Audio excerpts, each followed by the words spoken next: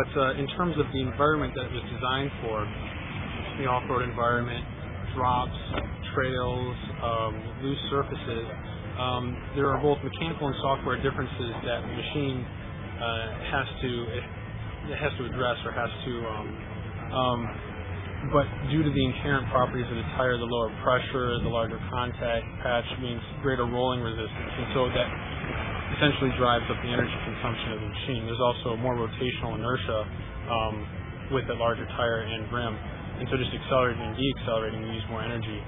So we've had to wait. So we had a battery that could actually make it a practical product. Obviously, if we had a battery that we could use with the machine, but you can only go a couple miles, really doesn't. You can certainly ride it and do a lot of the things that you can do on today's Segway XC, but it sort of limits the amount of use, of the run time.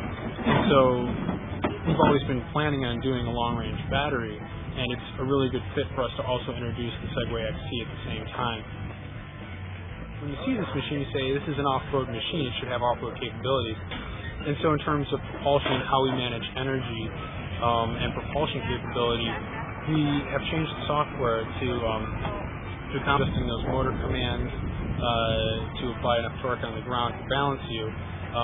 At the same time, we also look for conditions such as slippage at the wheel, or if the machine gets twisted in some way, so that we can correct for those to deal with things like washouts and obstacles.